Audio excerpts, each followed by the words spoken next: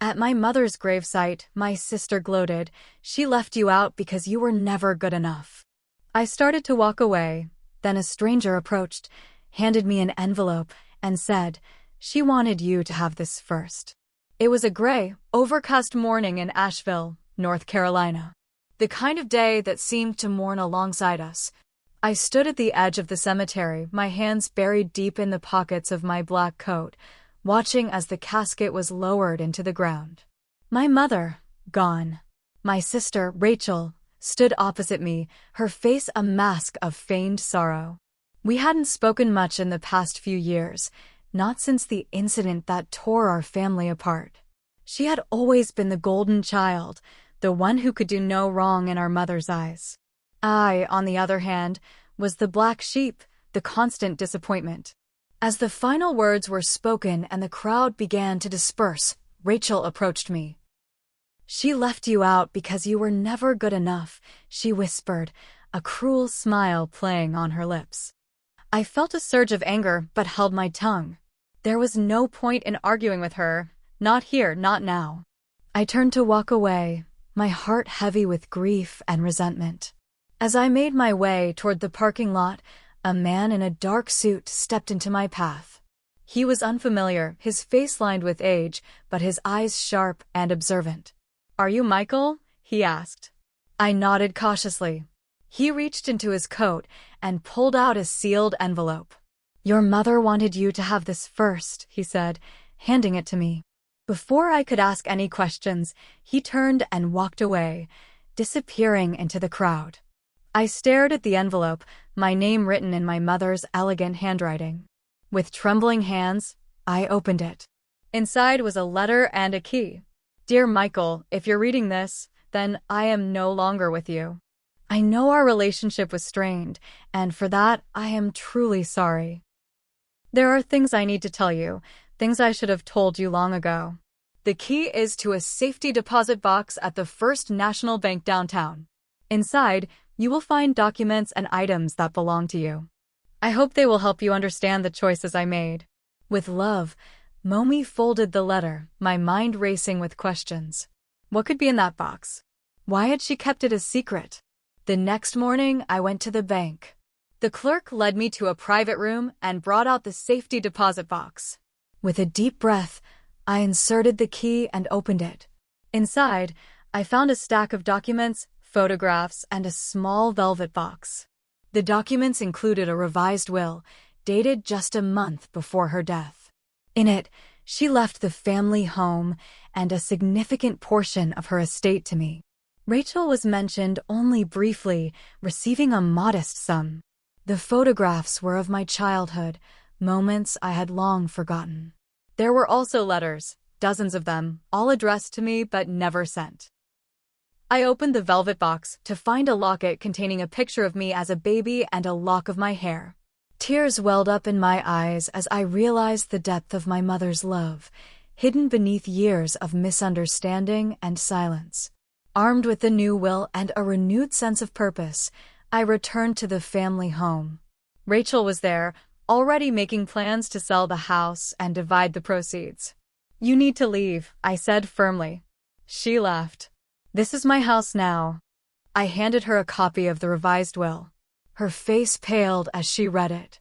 "This can't be real," she whispered. "It is." Mom changed her mind. She looked at me, anger and disbelief in her eyes. "You manipulated her." "No," I said calmly.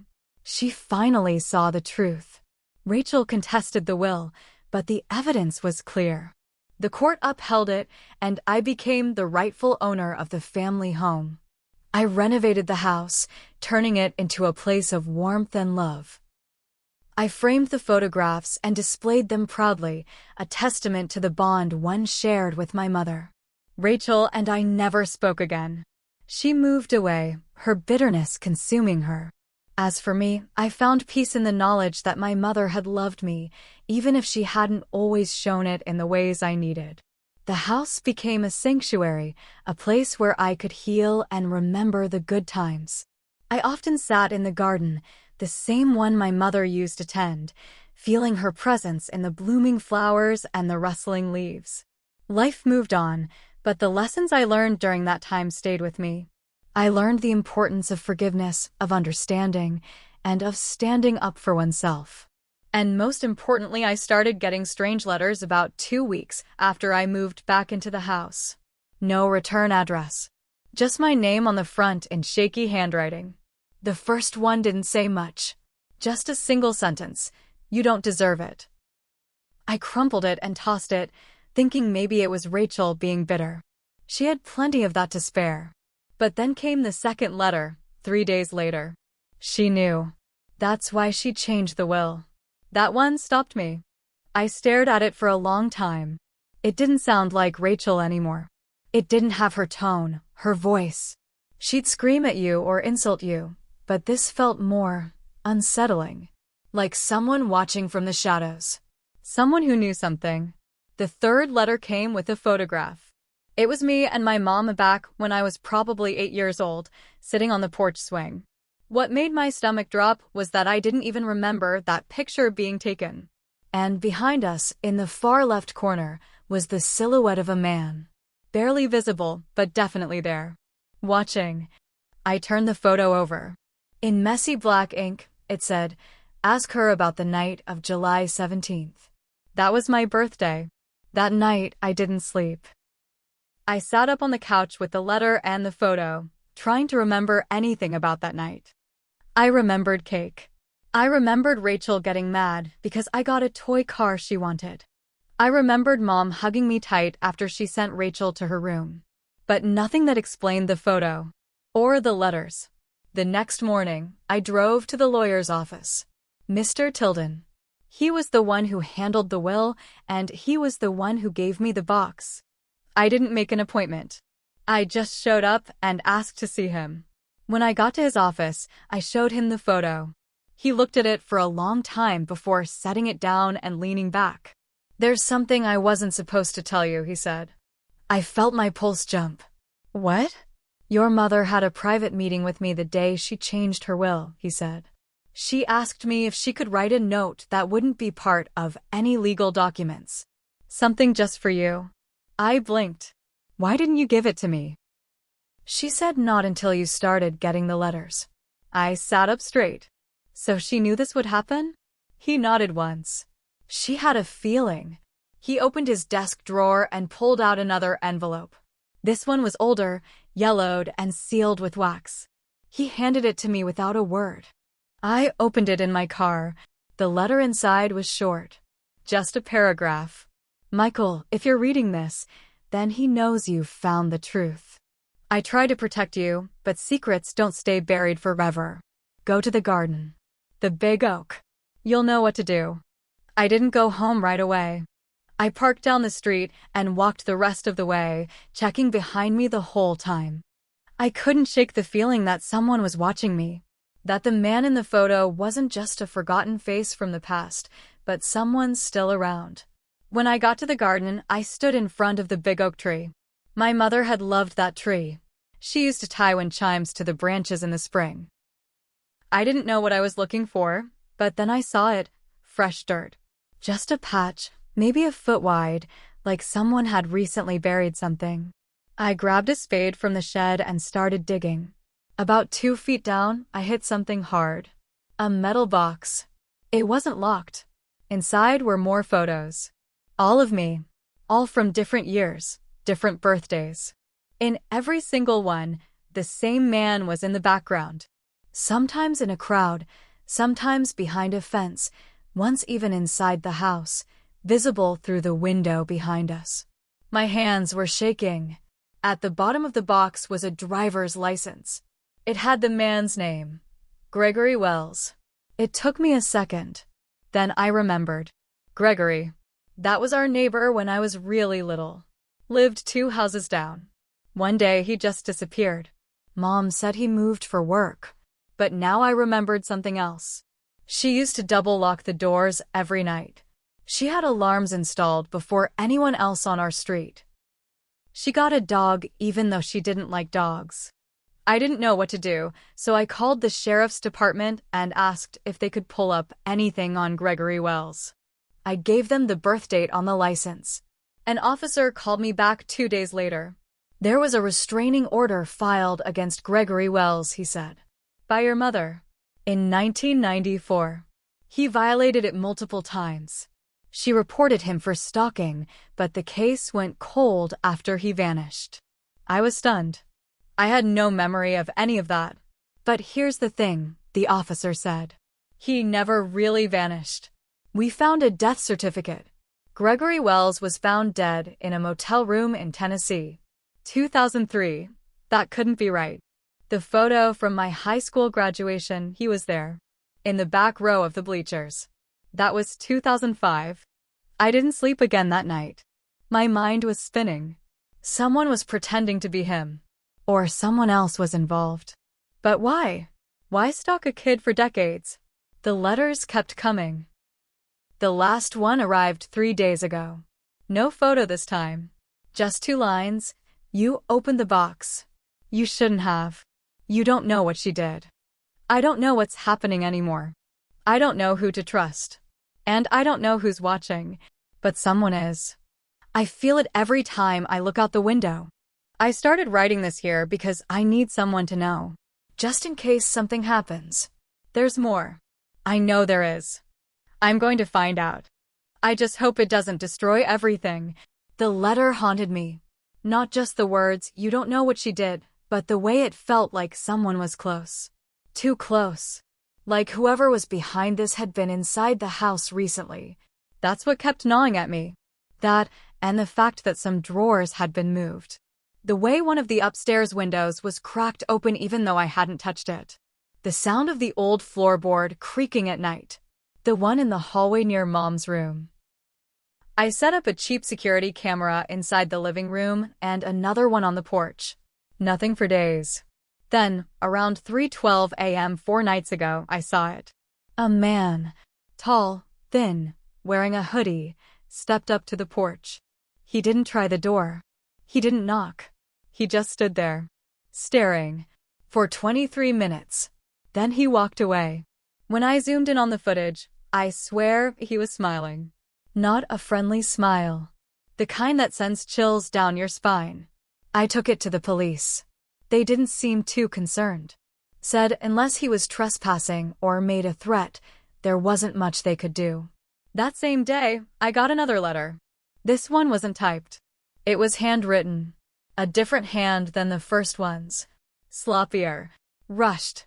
It said, she paid him off. That's why he stopped. Ask her about the bank withdrawals.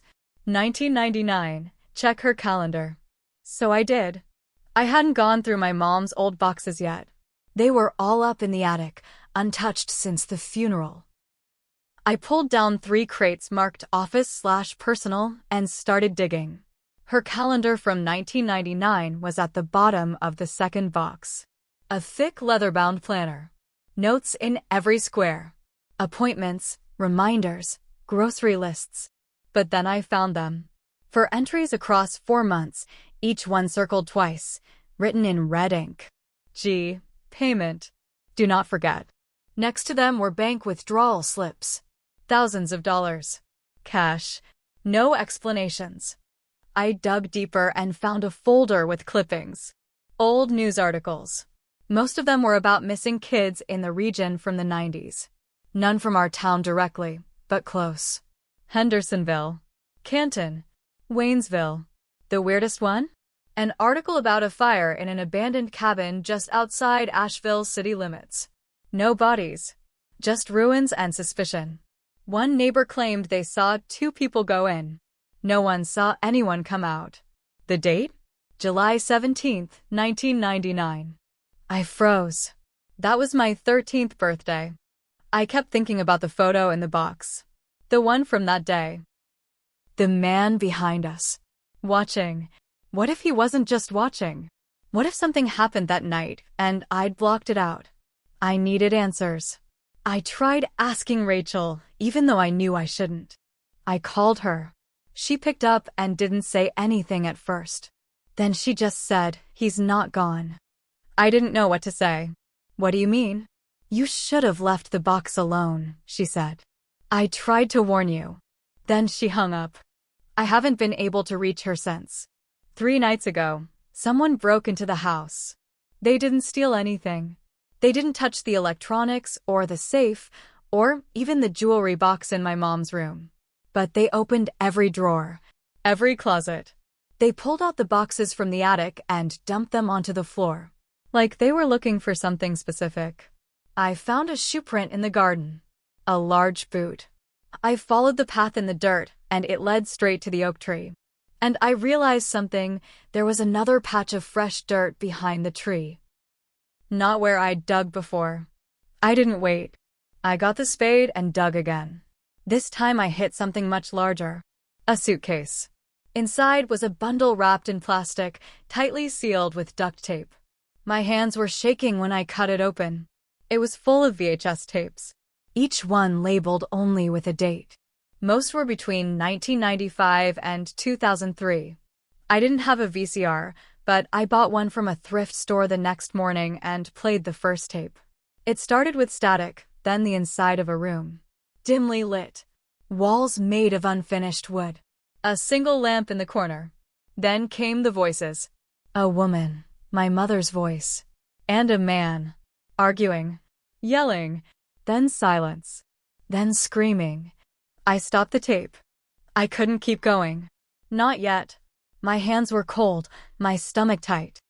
I didn't understand what I had just watched, what my mother was involved in, and most terrifying of all, why someone wanted me to see it now. Another letter came this morning. This time, it was printed. Neat.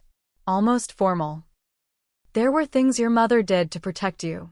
Things she couldn't undo. But now you know. And so do they. Be ready. I'm scared. I'm not going to lie. Whatever my mother was trying to hide, it's bigger than I thought. It's not just about a man stalking us. Not just about Rachel's bitterness or inheritance. It's something deeper, darker. And whoever's out there, they're not finished. I didn't sleep after the last letter. I left all the lights on in the house. I kept the TV running just for noise. Every shadow felt like someone standing there, waiting. I knew I couldn't ignore it anymore. I had to finish watching the tapes. There were 11 in total. I watched every second. They weren't just arguments. They weren't just threats. They were recordings of what my mother did to keep me safe, and the things she did to make it go away. Gregory Wells had hurt someone. Not me. Not Rachel. A neighbor girl. She'd disappeared when we were kids. Her name was Amy Carlisle. I remembered her a little, brown hair, always wore this oversized yellow jacket. The tapes showed my mother confronting Gregory. He confessed. He was crying. He said it was an accident. She didn't go to the cops. She made him confess on camera, then kept it. And then on July 17th, she took him to that cabin in the woods. It was on one of the tapes. She burned it down with him inside. She stood there, watching. There was no question. My mother killed him.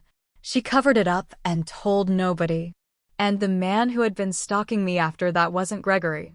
It was someone else. Someone who knew about it. Someone who wanted revenge. I was shaking. I stared at the tapes all night, trying to decide what to do. I should have gone to the police. I should have handed them everything, but instead, I called Rachel. She finally answered. You saw them, didn't you? She said. I did. She was quiet for a long time. Then she said, she told me everything when I turned 18. Said it was to protect you. You helped her cover it up. She was our mother, Rachel snapped. What would you have done? I didn't answer. Because I didn't know. Rachel gave me a name. Carl Withers. He was Gregory's cousin. And he'd always believed Gregory didn't just run off. He'd been asking questions for years.